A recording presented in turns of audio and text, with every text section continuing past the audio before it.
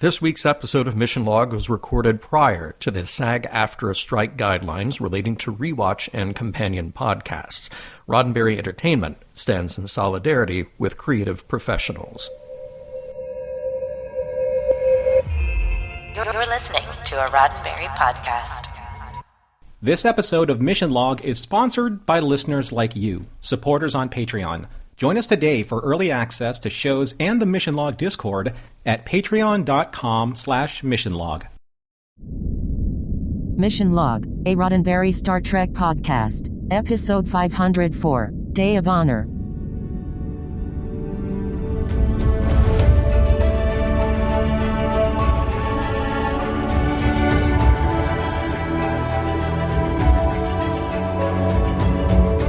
Welcome into another episode of Mission Log, a Roddenberry Star Trek podcast. I'm Norman Lau. And I'm John Champion. Each week on Mission Log, we set our alarms to watch an episode of Star Trek and on time bring you any morals, meanings, and messages that we may find, and to also see if it stands the test of time. This week, it's Day of Honor. The one you watch when you think you are having a bad day, because this is the episode when B'Elanna wakes up late for work, which is literally the best part of her day. I'll be back with trivia in a moment, but first, Norman wants to tell all of you how to reach us. Mission Log is a conversation about Star Trek. Drop us a line at missionlog@roddenberry.com and join us on Twitter and Facebook at MissionLogPod. While you're at it, leave us a review and a rating at Apple Podcasts or your favorite podcast platform. And please remember, your comments could be used on Mission Log or Engage on the Roddenberry YouTube channel. And now, here's John Champion with this week's trivia. All right, Day of Honor was written by Jerry Taylor, and this is her first sole writing credit for Season 4. She just has a few more of those to go, and she will remain executive producer throughout the season. It was her idea to use this opportunity to push forward and solidify the growing relationship between Tom Paris and B'Elanna Torres. And you may remember that on the previous episode, we discussed that some of the episodes were fast-tracked when the production order changed. This episode would have been number 4 in the season, but it was bounced up to episode 3. It was directed by Jesus Salvador Trevino, and good to see him back for his second episode as director of Voyager. He did 3 on DS9, and the first one for Voyager that we covered was Fair Trade. He will be back for 3 more over the course of this season. Now, as a director, Trevino was dealing with more than a few technical challenges, as there were a number of special effects sequences. The biggest of that was the extended scenes of Tom and B'Elanna in EV suits floating in space, which required Dan Curry and his team to work with Trevino and director of photography Marvin Rush to come up with clever and convincing ways to shoot. A big part of that involved using a free-floating support against the blue screen stage to add movement to the shots, and then just to make things more difficult, Marvin wanted some of those shots to come from underneath, which meant suspending the actors on rigs, as well to accomplish nearly 360 degrees of motion. And if all of that wasn't hard enough, they had to take special care of one cast member. Roxanne Dawson had confided in only a few people that she was pregnant. Robbie McNeil became her advocate to make sure that she was getting adequate breaks and not exerting herself in an already difficult setup. Let's meet our guest stars. Well, welcome back to Alexander Enberg as our other resident Vulcan, Vorik, making not only his Star Trek debut, but also his professional on-screen debut for anything. Kevin Stillwell plays the holodeck Klingon Moktor. Kevin has a theater background as both actor and director, and he continued to rack up guest credits after this episode aired, including the time travel feature film Looper. Being trained as a stuntman, he has also worked in that arena and as a fight coordinator. And we meet 2 new aliens, Katati. Those would be Raman and Lumas, played by Michael Kravik and Alan Altschuld, respectively. Michael is someone we have met before in our guest star lineup. He was Samuels of the Maquis colonists in the DS9 episode, The Maquis Part 1. in that he was more recognizable with his human face, and he'll have a lot less makeup than he does here when he returns to Star Trek for one more guest appearance in Enterprise. Finally, Alan is also a returning Trek guest star, having racked up 3 previous appearances in 3 different species before. You may have caught Alan in a small role in the Tom Hanks movie The Money Pit, but on Star Trek, he started with us early as one of the alien mercenaries in TNG's Starship Mine. Then he was under heavy makeup again as Uranek in Gambit Part 1. Finally, we got to see his human face in Voyager's 3rd season episode, False Prophets. He was the poor sandal maker who threw himself at the mercy of the Ferengi gods. And this episode marks his final Star Trek appearance so far.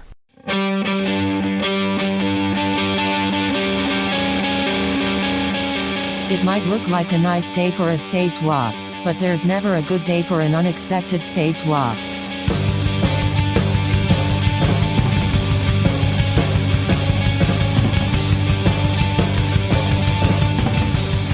Prologue. 7 of 9 wakes from her regeneration alcove in Cargo Bay 2 and is met by Chakotay, who appears as requested. Knowing he is in charge of duty assignments, 7 explains that her continued solitude is proving to be difficult and that a duty assignment may be beneficial.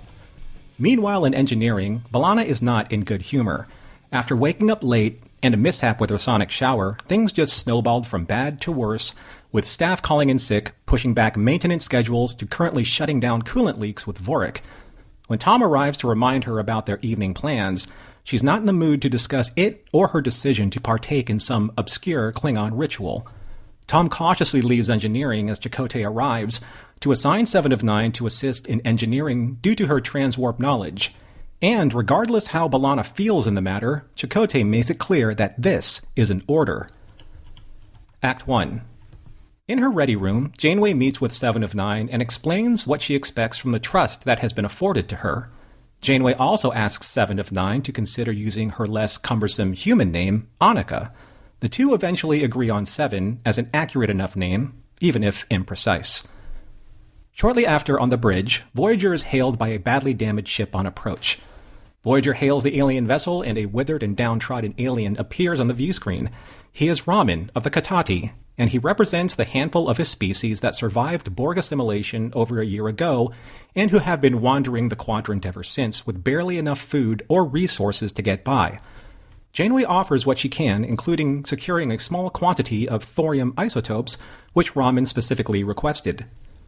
In engineering, while 7 is working at her assigned console, B'Elanna interrogates her about 7's feelings towards the Katati, to which she bluntly responds that she has none on the matter. Later in the mess hall, B'Elanna sulks and picks at her meal. Neelix offers a sympathetic ear, along with Klingon blood pie, and understands she's grappling with celebrating the Klingon Day of Honor. He offers himself up as B'Elanna's stress relief, but also reminds her that traditions are worth preserving. She agrees via a large spoonful of the blood pie. The Day of Honor ritual is done via a holodeck program, one that both Tom and B'Elanna designed together. It's complete with all of the cultural trappings of a proper Klingon ceremony: fire pits, pain sticks, raw tog heart, Kalis' special brew, and a Klingon guide to the endurance tests. But B'Elanna appears that she couldn't care less, and after tasting a few pain sticks to strengthen her resolve, she leaves the holodeck while the program is still running and sulks in her quarters instead.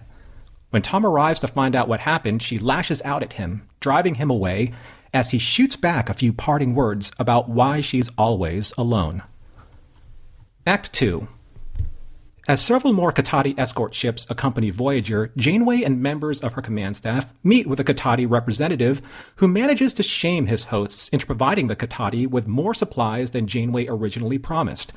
Neelix is outraged by the Katati's shamelessness and defends Janeway's past generosity, but the captain is resolute in her charity and asks Tuvok to escort their guest to the transporter room.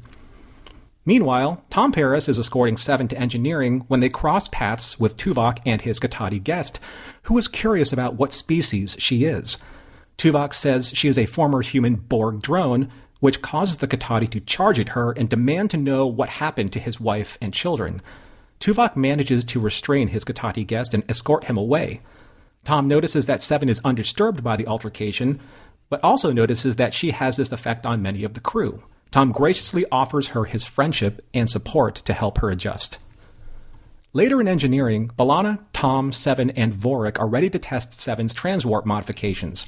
However, when Voyager reaches Warp 2, tachyons leak into the warp core.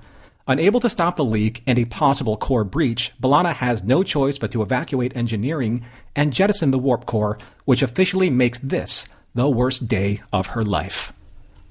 Act 3. After assessing the situation, Janeway is informed that the warp core is intact and did not breach, which means it can be salvaged, but not by Voyager, whose engines are crippled for the moment. Tom and B'Elanna are the two officers best suited to fix and retrieve the core and are ordered to take a shuttle to do just that. While en route to the warp core's coordinates, B'Elanna laments that all of this happened to her in just one day and promises that once the core is reinstalled, she's going to sleep right through to the next day. As they get closer to the warp core, the shuttle's sensors pick up an energy signature of a Katahdin ship, which suddenly fires a tractor beam at the warp core.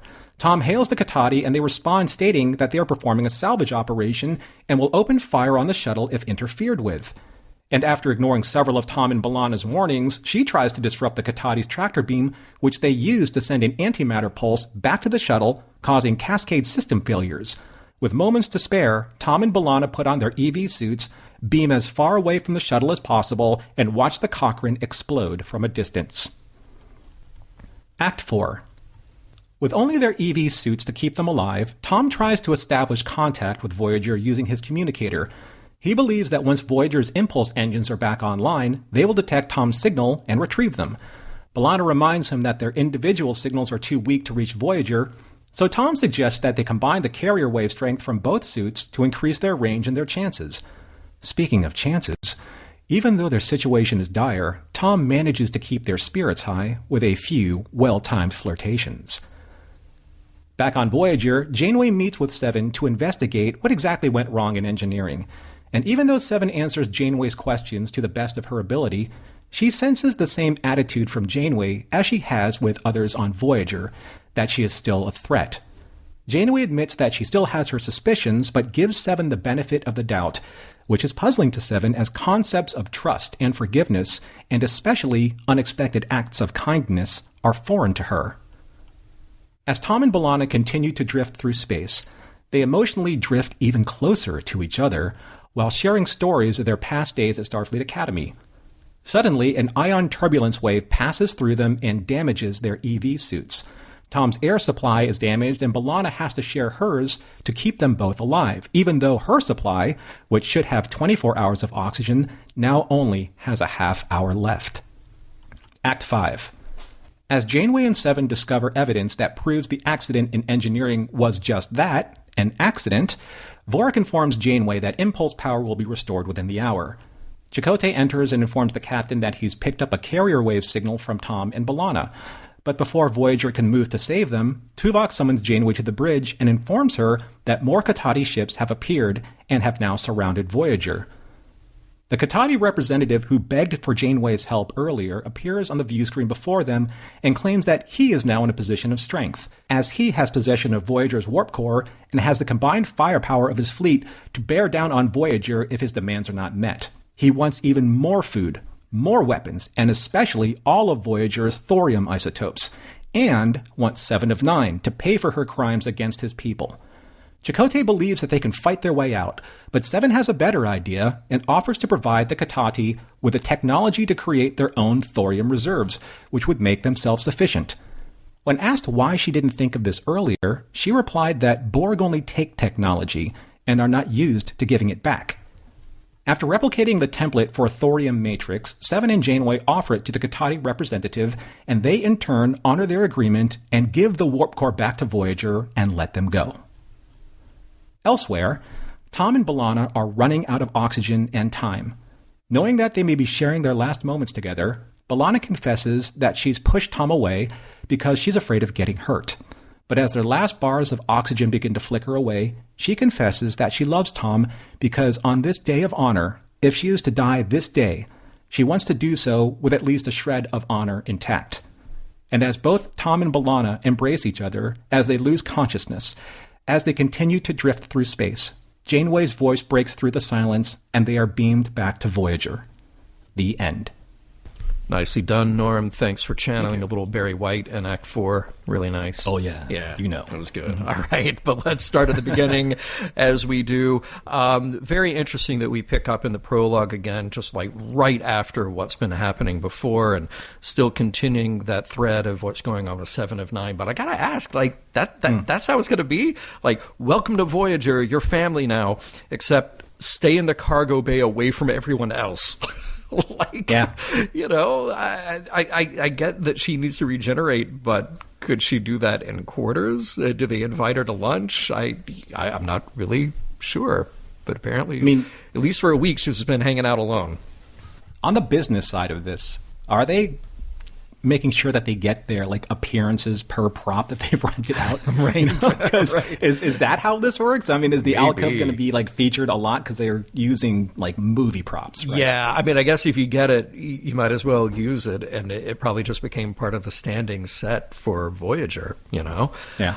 And I have to ask, though, in the context of the story, did they only just now think of asking Seven about what she knows and how she might integrate with the crew? Like, it has been a week, and at least a week. I'm not sure exactly how the stardate lines up. And that this would have been, remember, 2 weeks after the previous episode if this had aired when they originally planned.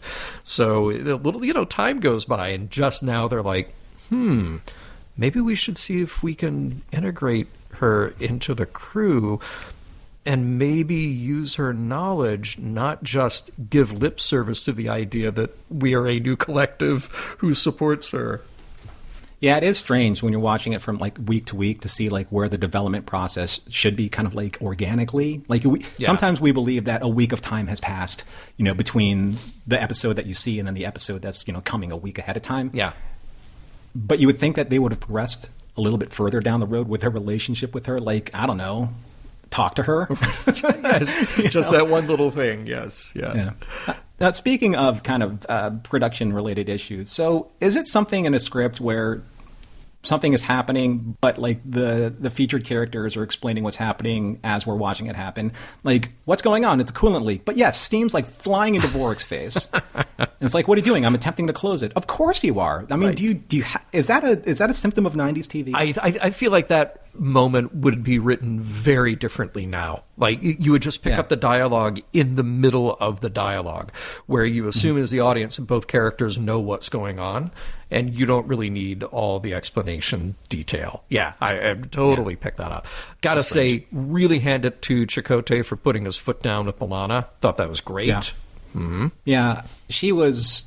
yes, she is having a bad day. We've all had bad days, sure. But she kind of does cross a line with Chakotay the friend and Chakotay the superior officer. Yes. And Chakotay's like, nope, here's the line. Yeah. You're getting an order. Follow it. Mm-hmm. Yep, absolutely. And as we get into Seven's interaction with Janeway, I appreciate Janeway just saying, like, nope, sorry, your name's too long. We don't have the time for all those syllables.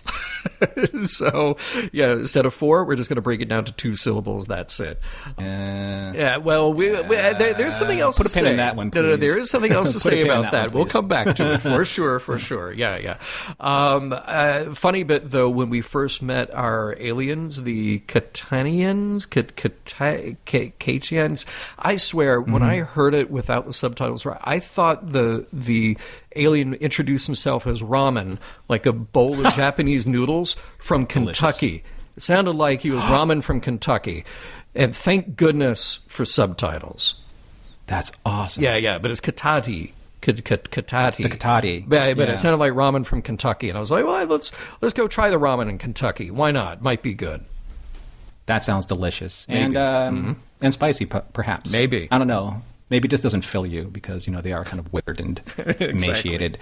So, speaking of ramen, when he first appears on screen, he is in a medium to wide shot sitting in his chair. Right. Then they cut away to Seven and Janeway. Then they cut back to ramen and he's in a medium shot. Mm-hmm. So, the camera's moving back and forth during this conversation that we don't know about? Yeah, it's another one of those mysteries of the view screen, which I'm afraid, look, we get your emails, we do, but these mysteries will never be solved adequately. I guess not. No, Yeah. no. Definitely going to talk about B'Elanna confronting Seven. So, again, that's another thing that we'll come back to in the next segment. So when B'Elanna's in the mess hall, there's a really nice close-up, around 10 minutes, of her Maquis pen. And I'm just wondering, there's this entire thing with, like, Chakotay, being the duty officer, being the first officer, kind of like, influencing, his junior officers, to be better in Starfleet, blah, blah, blah. And then you see these pins. I'm like, why haven't they just completely done away with the Maquis symbology? I agree. Right? I agree. Seems like they would start dropping those by now. Interesting thing about the Day of Honor, it seems a little redundant and self-congratulatory for the Klingons to also have a Day of Honor, because honestly, they don't shut up about honor any other day of the year. So it's kind of like how some straight people wonder why they don't have a pride parade. It's like, well no, because it's stupid and redundant. Yeah. That's how I felt about B'Elanna. Well, not about B'Elanna, but just the idea, the sort of the pretext of Klingons having a Day of Honor. And I also have to. It should be followed by a Day of Irony. Right, right, exactly. Also, blood pie. Not going to try it. Not a fan. I've had blood soup before. Blood sausage, yeah, I can get into, but blood pie, no thank you. What do you think topped the blood pie when she ate that spoonful of it? It looked like pumpkin pie filling to me. I think it was, and that's the only way that I could imagine getting that down as a prop. No blood involved. Gotta say, poor Neelix, though, because Neelix doesn't get the respect that he deserves anyway, and now he actually volunteers himself to get beat up by B'Elanna emotionally, verbally, I mean, he calls out B'Elanna precisely, but why should really that be part of his job? I don't think so. And maybe B'Elanna should explore professional help. At least she turns him down. Well, I mean, someone's trying to be at least some kind of counselor or friend to her. Sure. So I give him props for that, for trying. And, of course, he's going to put this under the auspices of morale officer, which we haven't heard from in a while. And, right. Yeah. Maybe he needs somebody, to, I don't know, maybe he needs somebody to comfort since Kes is gone. Oh, maybe. Okay. And comfort by taking verbal abuse. That's his plan. Yeah. Some people juggle geese, John. So. Me too. And we'll get into the whole Tom and B'Elanna thing later, of course, but I have to wonder, in that early kind of argument that they had, I asked myself, was Tom being too unsympathetic? But then I guess Klingons don't really respond well to sensitivity. So maybe he was just playing to what she knows and would expect and respect out of him. Mm-hmm. Yeah. Going back to the whole irony of the Day of Honor. Day of Honor, right? Yeah. The whole program just felt really artificial to me. And maybe it's the way that we were like designed to accept this. Like, it's just so artificial and so forced. Mm. And it also feels like if you're not a male Klingon, then it doesn't matter. Because it just seems so very overarchingly male, it did, as a program. Like, here, eat this heart, drink this whatever, and we're going to have pain sticks and sword fights. And, it's kind of like it was like a really abstract version of Worf's bachelor party. Yep. From Deep Space Nine. Yeah. Except just done and executed so anemically. Yes, yeah. We're definitely missing at least one John Tesh. I know that we get a better look at the Kitayan. I'm going to get it wrong the entire episode. Don't mail me. But I have to say their makeup is really impressively weird. And they look malnourished, and the way they should, given their history that we have here. It's just like, bravo. They went above and beyond with the makeup here. We don't have a lot of them to see, but what we do see is really well executed. So you had ramen at the beginning. Then you have supposedly in the ready room scene where this, Katahdin is like shaming Janeway for more stuff. Yeah. Supposedly that's a completely different other character. Impossible to tell them apart. Exactly. Yeah. That was Loomis, who came in later, and they don't really make a point of it. I think you could have had a line of dialogue where Raman says, hey, I'm sending you an emissary. I'm sending you somebody. Loomis, meet him. He's great. Talk. get back to me. A little needy, but pretty good guy. right? Yes. He's a little pushy. Yeah, but, like we all are, Exactly. Yeah. Hey, you don't ask, you don't get. It's our way. Right? Yeah. Yeah, the side profile, like from the front, they were okay looking, but from the side profile, they were like really interesting. They had kind of like that elongated headpiece, and just things looked a little bit more alien. So I like that. Yeah. Loomis's reaction to 7 of 9 is very interesting, and one does have to wonder how many other crew just on Voyager feel the same way. I don't know that. Have we been introduced to anybody on Voyager who, say, had relatives who were lost at Wolf 359? I mean, that is a major thing in Starfleet.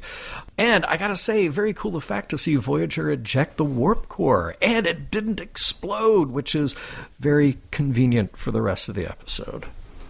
I'm a little bummed that B'Elanna didn't get her LaForge maneuver moment where, like the blast door would come down and she would like roll underneath it. And, and then, come back up and slap her comm badge and say, coolant leak, we got a coolant leak, that kind of cool thing. That would have been awesome. I agree. Would have made her day an honor. But let me ask you this. When they get out of there, so they eject the warp core, the whole crew gets out of there. The next thing she does is, she calls the bridge to let them know what happened. Didn't the bridge already know? Like wouldn't there be an indicator on the bridge that, it's like turn left, turn right, warp core got ejected? It's like those hotel rooms that they have that master key. As soon as you pull the key out of the slot, like all the everything lights goes off. Yeah. So there's no check engine light, check warp core light. Yeah. Okay. If the warp core drops, everything on the ship just goes dark. They're like, what happened? Anyone? Oh, we can't talk to anyone because we're out of power. Yeah, that's it. That's it. I do like the callback to Nicoletti. So Torres tells Vorik for him and Nicoletti to get started on the impulse engines. Now, this Nicoletti is the one that, A, Harry got to play oboe with, right, and B, who turned Tom down for a date, and he called her cold or frigid or something like that. Yeah. And this was in the Thaw, that really weird scene that was snipped out from one episode and put into the front of the Thaw. Yeah, very good point. I did have to wonder, since warp core is, quote, millions of kilometers away and they don't have warp capability, seems like this is going to be a very long trip no matter what. And I also wondered when B'Elanna exclaims, idiots, have we heard that term on Star Trek before? I don't know if we have. Not for a long time. Yeah, and I wouldn't think so. Certainly like this. No. So, no. Yeah. I don't have any idea what it did. But when B'Elanna was doing her thing in the shuttle, there's this really interesting and really kind of active blinking panel on the back of her chair headrest in the shuttle. Huh. I have no idea what it does. I don't know if it's like taking a reading of her or it just keeps blinking and flashing and flashing and beeping and blinking. I'm impressed that they put on their EV suits so very fast. I think on the Apollo missions it took like 45 minutes to get into them. And I think even now, best case scenario, you've got about 5 minutes to get into those suits. That you could if you had to, but that is best case scenario, which, by the way, is definitely not what happens here. This is a worst case scenario. I mean, beaming out of your ship just to see it blow up behind you, that is a worst case scenario. Bad day. Yeah. Bad day for B'Elanna. Very bad day. And I don't know that we've ever really seen the existential terror that is free-floating in space with nothing or nobody around you on Star Trek before. That would just be unimaginable in real life. I know we've had astronauts do spacewalks since the 60s, but, they're usually, with rare exception, they're tethered to their craft, and then you're, within visible distance, like, oh, look, there's Earth, there's my craft, or there's the ISS. Not like this. That was just scary to me to think about in the vastness of space. And those EV suits look great, and the scenes look really good. It's a rare thing to get that in Star Trek, that much of it. And I thought all of those shots looked really nice. I thought the lighting was too strong on those shots. Oh, on the faceplates? Yeah, and kind of like... Yeah. It's just like, I know that this is really strange nitpick, but if you're out in the blackness of space, I think if it was just a little bit darker and their faces were lit up from their internal lighting, it would have been a little bit more, it would have sold the desperation, but the suits were so bright. You did like, where is that spotlight coming from? Yeah, you needed more internal light because it did kind of bounce off of them a bit much. Absolutely, I'll give you that. But I think the choreography of them in space, I thought all of that looked really nice. Oh boy, and then Tom going for first contact. Yeah. Okay, I get that they're trying to remind us all that Tom was this guy once, and maybe he still is, and then B'Elanna's like, well, you're still a pig, but I love you anyway. Can I just say it without beating around the proverbial bush? Go ahead. They are really trying to go for a Han and Leia moment a la Empire Strikes Back here. Yeah, I think so. It's the whole I love you, and then Tom Paris is supposed to be I know. And we didn't get to that, but we kind of got to it, and it was just... It almost kind of took the wind out of the sails of the desperation of that scene. Yeah. It was just strange for me. Yeah. Have to agree with you there. The buttons on the EV suits, why don't they have labels? Because then I just kept thinking, like, for years at the academy, and that's why it takes so long, you just have to learn and memorize all these cheat codes. It's like, we're going to give you this incredibly advanced EV suit. It will have an arm panel with about 8 buttons on it. None of them will be labeled. So if you want to change the oxygen mix, whatever, you just have to remember it's left, right, up, down, up, right, left. Oh, no, that's the one that fires the rockets. Right. Yeah. Let's see. If I did this on my pad, I get infinite ammo, infinite life, infinite armor. But if I don't get it right, I don't get anything. Exactly. Yeah. It just shuts off the the fluid recycling in your outfit. That's it. Right. Glad to see that 7 of 9 almost ready to start eating food. I mean, how much can you get out of a Borg alcove anyway? She is mostly human now. Remember, the doctor got rid of like 85% of her Borg technology. And I wonder if we'll get some food shots now, other than just whatever garbage Neelix is passing off. Like, 7 of 9 might be thinking by now, like, I really need to try Carnegie Deli cheesecake. That will make me fully human. And to me, I'm just like, get into it, go. Let's see that. That would make anyone fully human. It would. I mean, inside or outside the fantasy. So the Katati...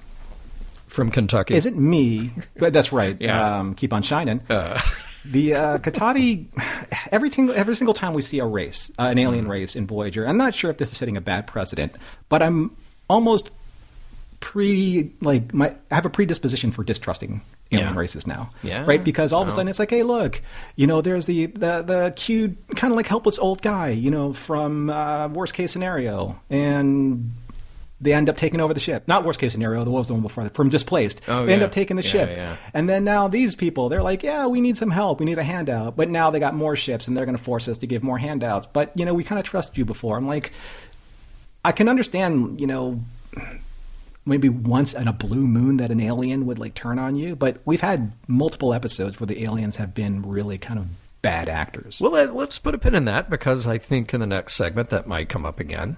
And by the way, you'd think that as soon as Chakotay picked up on a carrier wave, they just send another shuttle over there at warp speed. Like, Voyager's got things to work on there, but we picked up a Starfleet thing. Okay, that is exactly what we need. Send a shuttle now. Follow that beam. And I got to say again to Roxanne and Robbie, kudos to them, because they have a lot of emotional dialogue, which is hard to do anyway. There's just a lot of it, but then they have to do them through EV suits. Incredibly more difficult. So good for them getting through it. There's one thing though where it's such a contrivance in these kind of dramas, but you're running out of air. You have about 5 breaths worth of air left, and then you're going to go into this incredibly emotionally charged dialogue. Like, wait, I have 2 minutes of air left, but I have a 5-minute soliloquy, so bear with me. I know. You have to. You have to for dramatic purposes. You have to. I know. And look, Katati, let me speak to you directly. You really need the Voyager crew to spell things out for you. Apparently so. So here, guys, use this one to make more The ion producer, the thorium ion generator is like, here, we gave you one. Oh, what are we supposed to do with this? Make more. I mean, these guys, I think, are Pac-Led adjacent, too. They need their hands held a lot. And then finally... Pac-Led from Kentucky? Right, exactly. And then finally, I have another note. For our crew. Janeway, why are you calling Tom and asking for a response? What does she even mean, prepare to beam aboard? They have been prepared to beam aboard ever since they beamed out of their shuttle that exploded. They're ready to be beamed back aboard Voyager. Just beam them aboard.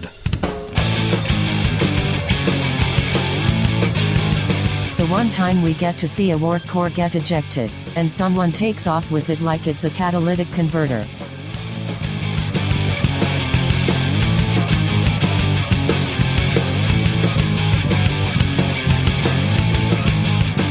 Hey, we will get right back to Day of Honor after a word from this week's sponsor, you.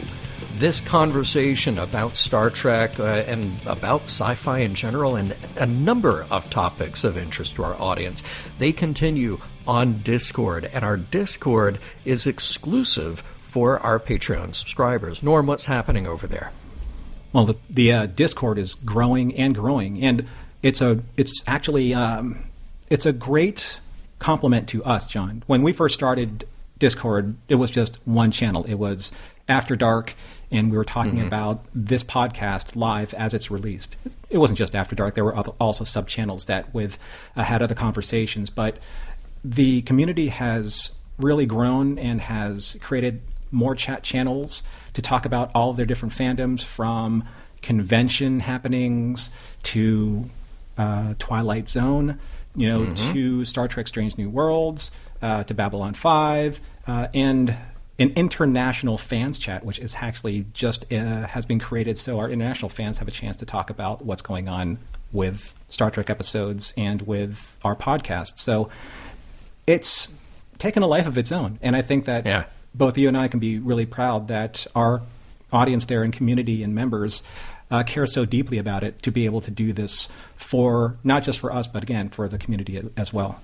And that community cares enough to look out for each other in a way that I love, because it is a moderated forum. It's a moderated set of threads. And you keep hearing from people who say, like, oh, social media platforms, they're noisy. There's a lot of arguing. There's a lot of anger.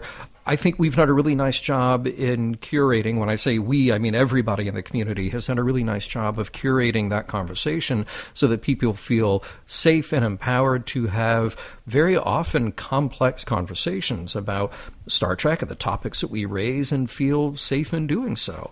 So I would invite everybody to come join us on the Mission Log Discord. That is an exclusive perk of our Patreon membership, patreon.com/missionlog. And we do want to thank our latest members who have joined us: Karen Lynn, Dave, Tim, Charles, Gary, Eleanor. Thank you all. If you would like to hang out with them and us and many other people in the Mission Log Discord, again, your key is patreon.com/missionlog. We will see you there.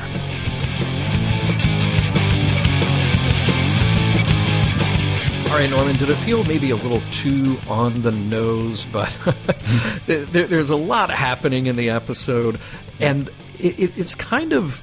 It's a little bit odd to me, but I guess necessary, maybe, depending on where the rest of the story goes, depending on where the character goes over the next several seasons of the show, with B'Elanna and her defensiveness and figuring out who she is. You have a lot of people in the earlier part of the episode who are just saying, like, hey, by the way, B'Elanna, here's what you do. You're too angry because you act out because you're defensive and you're hiding your emotions. I mean, that is essentially the crux of the conversation with Tom and with Chakotay and Neelix and even her to herself. And then by the time we get to the end of it, with her almost, tearful confession, I'm a coward. I'm too afraid to face who I really am. I was impressed that we got to that serious moment when we finally got there. It felt earned. At the same time, I felt like those moments leading up to it were maybe a little telegraphed. How did you feel about it? I guess my big question at the start was, she's grappling with how she's going to celebrate this Day of Honor. And then it goes, then I question, well, they've been on the ship for 3 years already. Yeah. So there weren't any other Days of Honor in the previous years she was on Voyager. So all of a sudden, this particular Day of Honor needs to be observed and celebrated because Tom is encouraging her to do that. Is that why we're doing this? I think. Yeah, maybe, I guess. But even then, how invested in that really is Tom? Because I think Tom is making a lot of assumptions about what will make B'Elanna happy. Mm-hmm. And that's using the term loosely. But just assuming, you should do this Klingon ritual because you're so Klingon. But B'Elanna is half human. And B'Elanna is very much at odds with her Klingon upbringing as well. So It seems like he's a bit more interested in that than she actually is. Right. And I just mentioned this earlier. In Displaced, they were walking out of a Batleth training, some type of hologram program. And she wasn't really into it. And he was. Yeah. And now they both programmed this Day of Honor holodeck program together. And he's really into it and she's not. So I'm wondering, is this working for them in their relationship? Is he pushing too hard? Does she not want to? And if not, why not? So I'm not really getting a lot of that, in kind of the reasons why she's being kind of so standoffish with Tom at times. Well, see, that is part of it. Maybe this is jumping too fast to the end of our episode here, but maybe that's part of my kind of unease, confusion about the whole thing, because you really fast forward the emotional moment at the end because of course they're running out of air, of course they think they're going to die, they need to have that moment of confession, but everything else leading up to it, I just wonder, who's really invested in this at this point, and is it for the right reasons? Because Tom may be interested in B'Elanna, but has he actually figured anything out about her? Is this actually going to work? Because right now it just seems like, well, you're a Klingon, and you're angry a lot of the time, so go do Klingon things.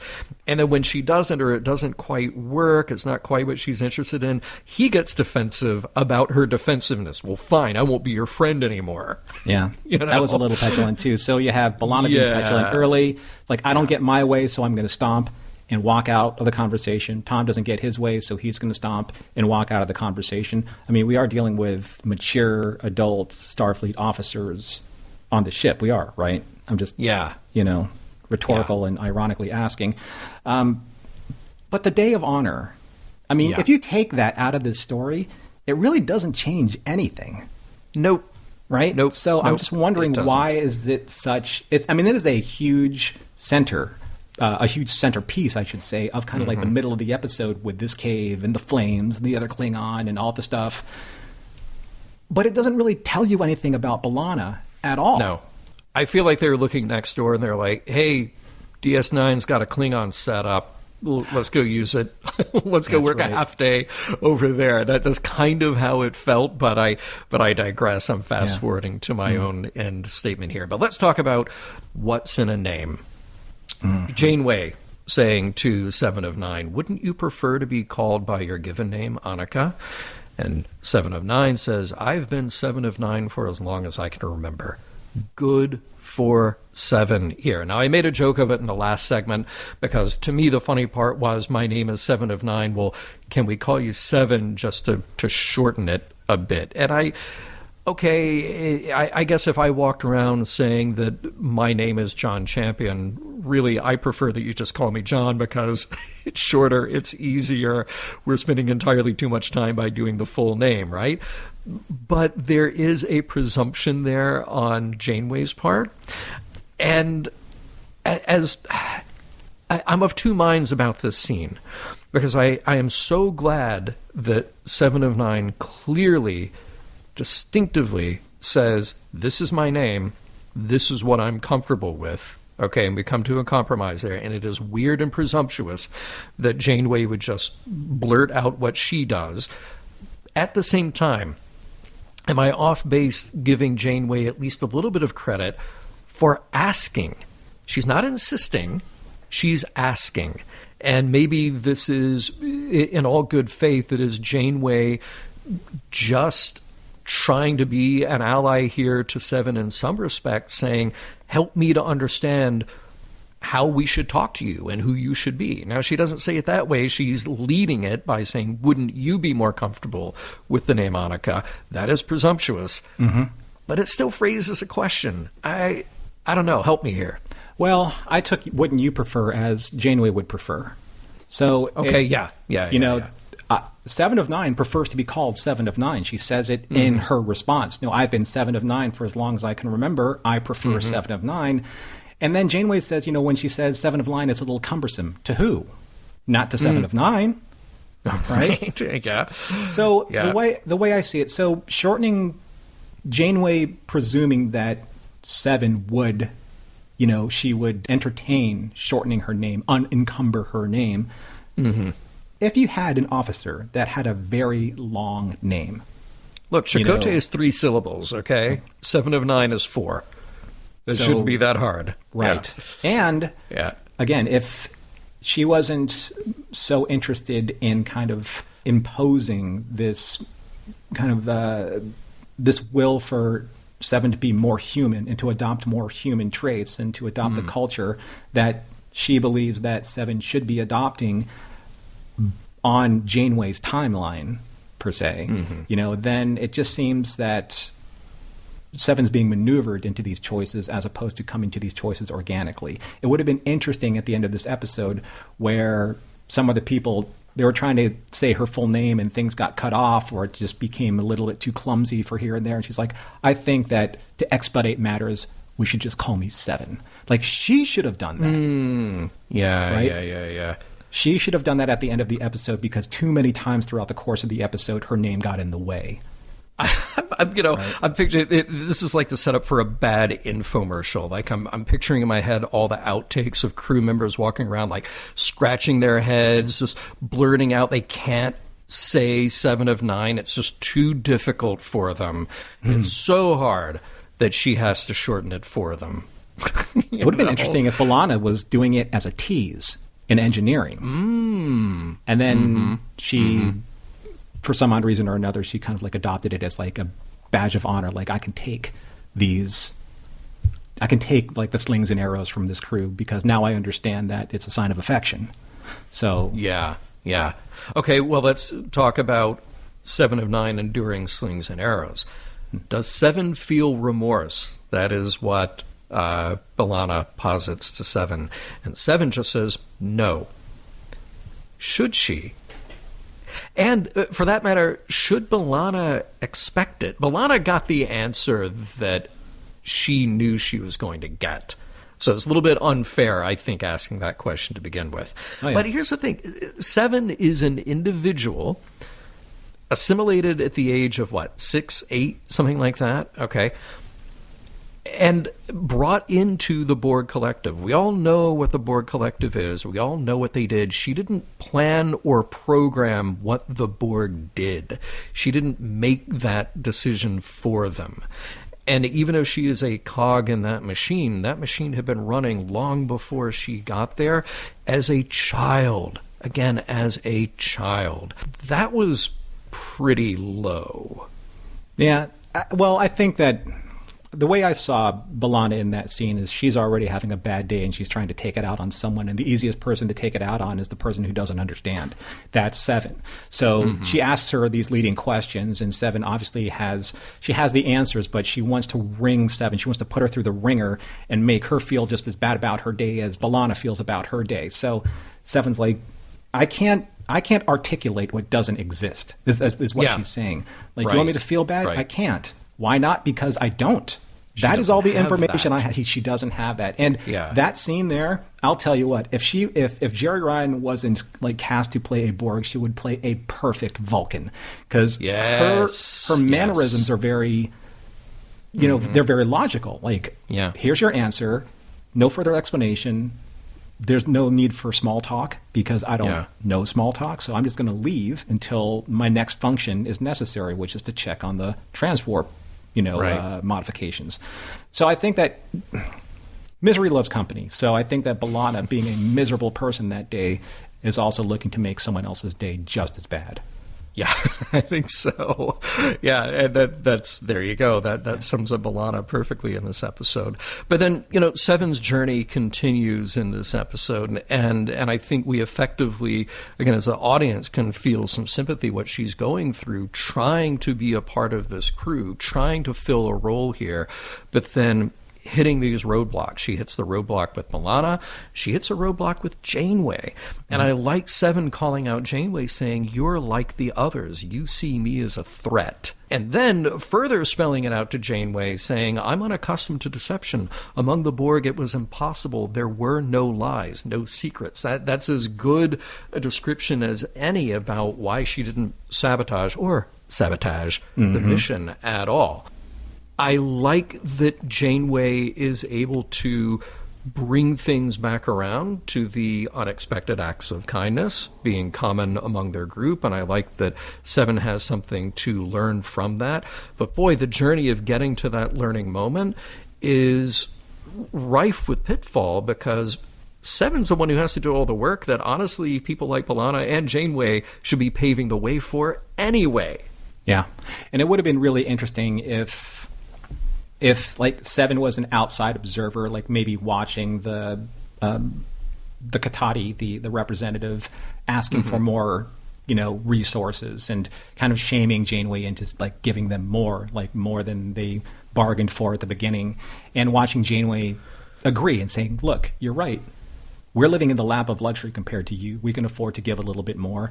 And you could see like maybe Seven was like watching it from a monitor, saying, "Wow, she actually broke her own agreement on the side of losing out in this negotiation."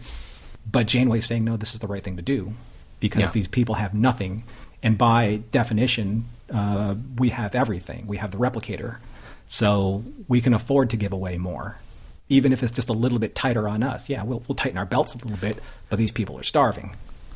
But isn't that interesting, though, that Seven, because I have to assume that Seven picks up the gist or the gist of the message by offering to sacrifice herself, saying, like, "I'll leave with them because that will protect you." Like, she gets the idea of a selfless act, okay, but it took her the next step in logic to say, "Oh, but wait, I can create something to give away. It doesn't have to just be me." So it was interesting to me that kind of the spirit of the law maybe crept in there, but before she was able to take it the next step and say, like, "Oh, no, wait, I can think creatively about this situation." I wonder why that came first, why the idea of "I will give myself up," unless that's a Borg thing. Unless it's the way that the Borg would play chess on a battlefield, which is, "Oh, no, we can sacrifice this many drones." Because, well, I guess we saw that in Scorpion. Yeah. And I think that we did. We'll lose X number of Borg cubes because we need to save the one that has Voyager attached to it. Okay, I just talked myself into my own argument. So, and she was on that ship. So definitely that strategy is there. And she also did say that "I did so because it would benefit the crew." So she's trying to find that particular part of her personality where she can serve the collective, i.e. the Voyager crew. So in sacrificing herself, she services her new collective. That's the way I think her logic was trying to explain it away, in obviously an uncomfortable situation for her, because she's grappling with so many of these new foreign human concepts. Yeah. I want to talk very quickly about what are the limits of being a good Samaritan. Yes. Because you're quite right that Voyager has encountered these alien species that, for the most part, have made life very difficult for Voyager. Even when Janeway and crew come along and say, "We're going to help you," very often they've been met with the reaction that, "Oh, no, these are the outsiders. They leave this wake of destruction behind them." To Neelix's point, no, they are generous. They're here to help. He's learned that from this crew. But how far can you go if you're the one who has resources and can help others and genuinely express that, But then those people who are taking start to take a little too much. And the catch-22 is that then when they start taking too much, the giver, in this case the crew of Voyager, has to say, no, you can't have any more, which then makes them look like the non-giving, selfish crew that the Katati would make them out to be. Mm-hmm. Is there any way to logically, reasonably save yourself from that position? I don't know that there is. The only way I think you can really do that is to sit down at the negotiating table and kind of like create this treaty, or some type of, some type of resolution to, okay, look, we understand who you are and what your resources are or lack thereof. This is what we can provide, and we'll prove to you that this is all that we can provide because we need X amount of resources to get X amount of people, X amount of light years home, and if we give you this, we would never be able to recover our own, means and ways of safely getting these people home, to be able to feed them, to be able to provide our ship of power, etc. But I think that Seven's idea, instead of feeding, giving them a fish, which would be her, to teaching them how to fish, which would be giving them the technology to create the thorium isotope replication matrix. Mm-hmm. So that I think that they came to that solution a little too late, like Chakotay was saying, because of the Seven's resolution. Like, oh, I can actually give away a good idea, right? Mm-hmm. Instead of always taking a good idea. So if they got to that earlier and proved to the Katati that this was actually a feasible, sustainable model, I don't think they would have probably come back to take more from Voyager, because they already have the means to be able to sustain themselves. One would hope.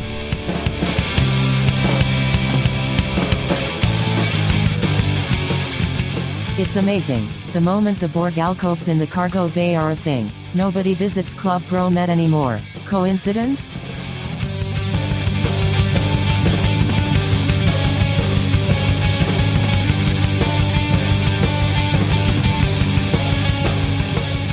Well, John, we've made it to the end of our episode, and I hope that you have had a very special Day of Honor. Oh, man, I'm picking the Targ heart out of my teeth. It was so tasty. That's how I celebrate Day of Honor. I know. I enjoyed washing it down with some artificial yet delicious Kalis grog from a simulated chalice. Absolutely. That's the old traditional way. So as we do here at the end of every episode, we take a look at if this episode withstood the test of time, as some episodes do, some episodes don't. And then we see if we've mined any morals or meanings or messages from said episode that may or may not have withstood the test of time. So this Day of Honor, how did it withstand the test of time for you, John? It does, but it doesn't. It's a yes, but a no. And maybe I'm leaning more toward no after our conversation. We get some good and necessary character moments. Do people sometimes express their true feelings in moments of peril? Absolutely. Are some people stubborn and defensive about their feelings? Yes, indeed. But I feel like the last few episodes that we got, think about the doubleheader, Scorpion 1 and 2, and then The Gift. They are so deep, and they are so thorough with the exploration, particularly of our new character, 7 of 9, that this one just feels like, let's make a lot of things happen. But then I second-guess myself, and I wonder if that is an unfair assessment. Everybody in this episode is good, even if the moments feel contrived that they have to play out. I think this episode partly suffers because it tries to cover so much ground here. You think about it, it's one episode, and you get Seven's relationship with the crew, B'Elanna's psychological state, you get some Klingon holodeck antics, you get a transwarp experiment, you get a relationship story, and don't forget the alien of the week and our backfired Good Samaritan plotline here. But all of those things are worthwhile. They just don't necessarily add up here to make an amazing story, an amazing episode that stands up on its own. So this maybe is an episode that is less than the sum of its parts, but some of those parts are very good. So I can't really say that it holds up, especially what we just came from in the last 3 episodes. What about you, Norm? That's a great way of putting it, because after Scorpion Part 2 and then The Gift, a very solid 1-2 punch to start this fourth season, I think any episode really would have had a difficult time trying to maintain that same level of momentum, and quality. And I think that this episode really tried. But again, you're coming off of, you're decelerating from probably one of the best opening acts, I think, that we've seen so far in Voyager. Now, I like this episode because of the 7 of 9 character study, it's incredibly fascinating to watch Jerry just take this character and find new and interesting ways to show Seven's struggle with what she's learning versus what she has left. And I think that if that continues, I'm going to make a hot take projection here. She might be one of the most fascinating characters ever written for Star Trek. I think that her acting is incredible, and there's the obviousness of why she was chosen for this role, and as seen in her wardrobe. And I don't want to get crass about that, but that conversation has been had for the past 25 years. But in all honesty, that all fades away when she's acting. For me. Her characterization, her ability to have the nuances of this character, in her every movement, her every gesture, especially in her eye twitches, just absolutely fascinating to watch. My problem with the episode, though, is that, as you said earlier, Tom and B'Elanna's story is so incredibly telegraphed from the very beginning. And if there were a contrivance or a trope to be written for how they get to confessing their true feelings for each other, most of them have been used in this episode at one point or another. You have being stranded, being isolated, being kind of floating alone in space, fearful of dying with regret. Any one of these on their own are really strong narrative beats, even a few of them together. But when you condense them all into short sequences and acts 4 and 5, and then you're really pushing that narrative home, it's a little bit too much, I think, just in terms of trying to not see it for what it is. Again, this forced, telegraphed way of making B'Elanna confess that she's in love with Tom. And also trying to fit in there that Tom is no longer this pretty boy, piggish fly boy anymore. They're trying to shed too much too quickly, and it ends up being a little bit too heavy-handed. But that's, maybe that's what they had to do in order to move the story forward for season 4. But one thing I thought that was really also redeeming for this episode is that you had these two type of ritualistic moments for both B'Elanna and Seven. Seven's name change and B'Elanna's Day of Honor. One of which is kind of imposed upon, Janeway imposes upon the name change with Seven, and B'Elanna's almost cultural guilt imposes the Day of Honor upon her. And both of them have to find a way to resolve their respective situations.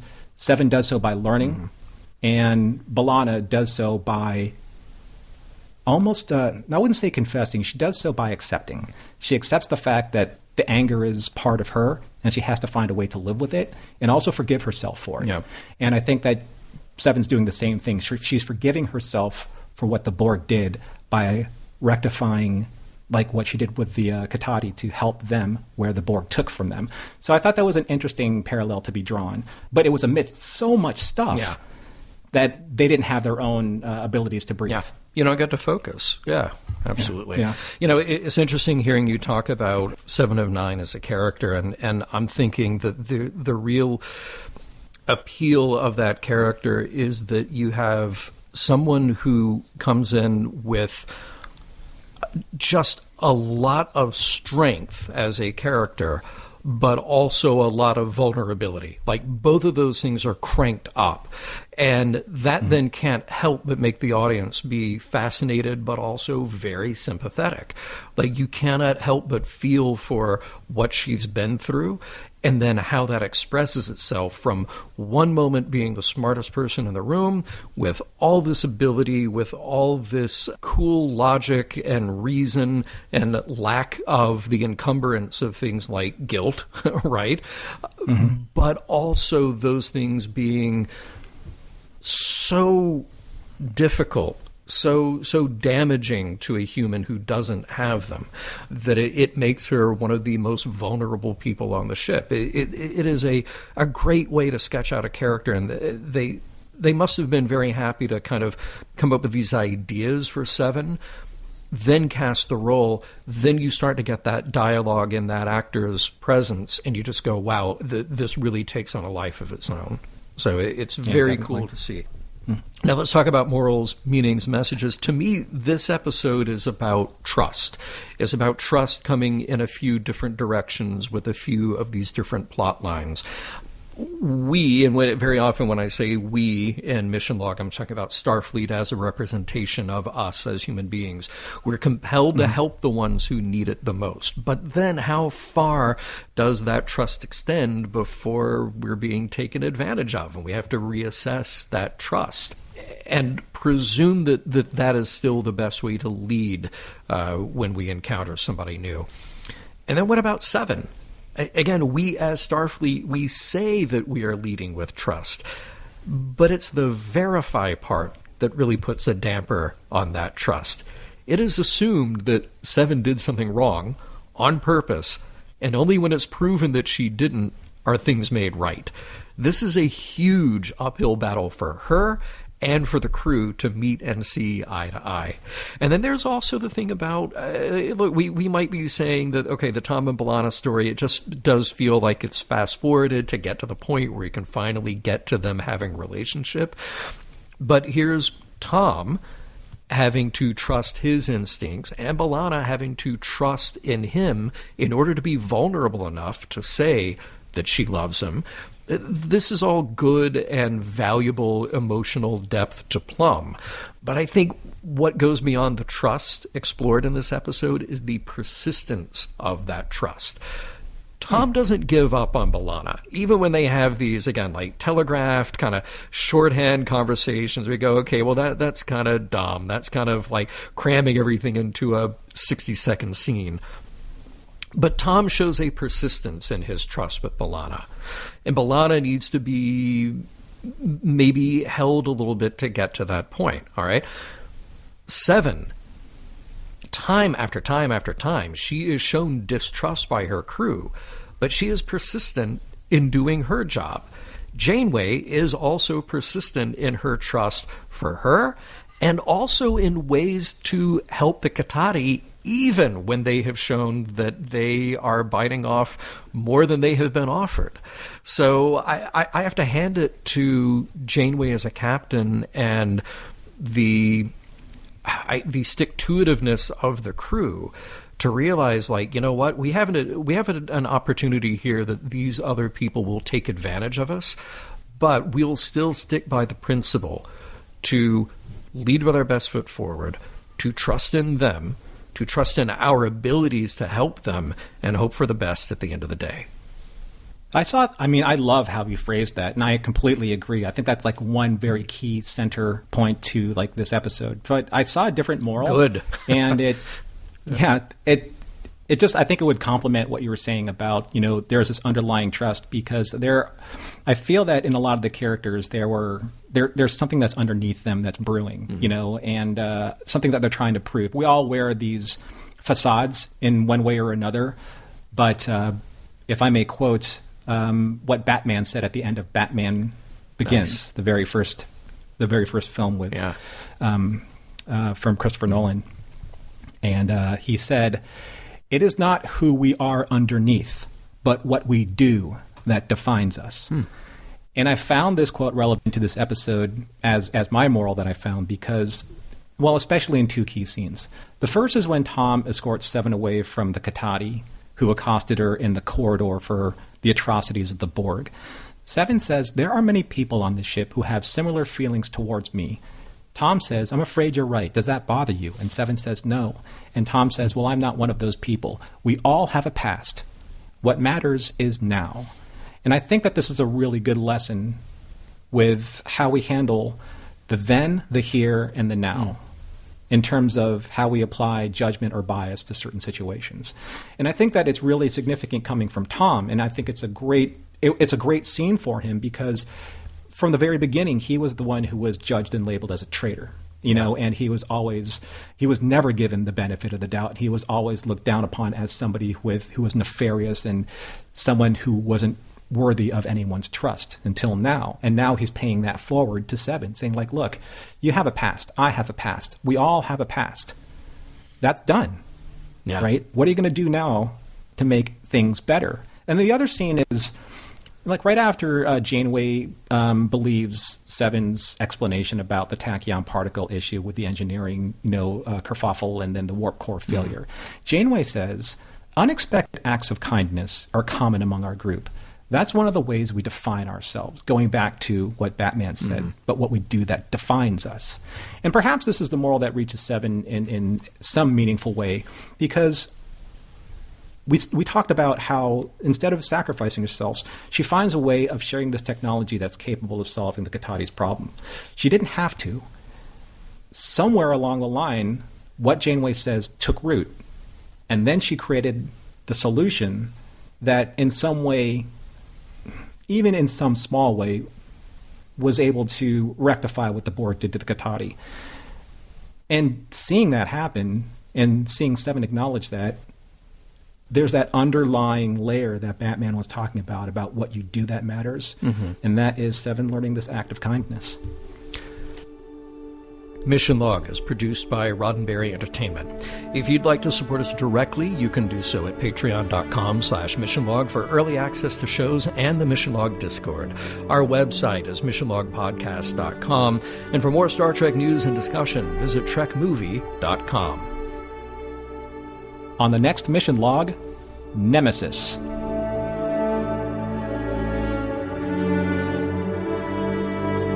Some of the music for Mission Log provided by Warp 11, online at warp11.com. Special thanks to consulting producers, Adam Brusky, Matt Esposito, Homer Frizzell, John Mann, Mike Richards, and Mike Schabel.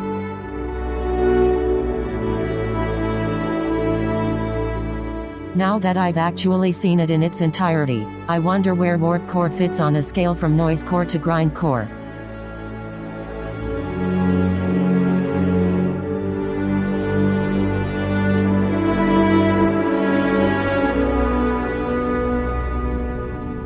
End transmission.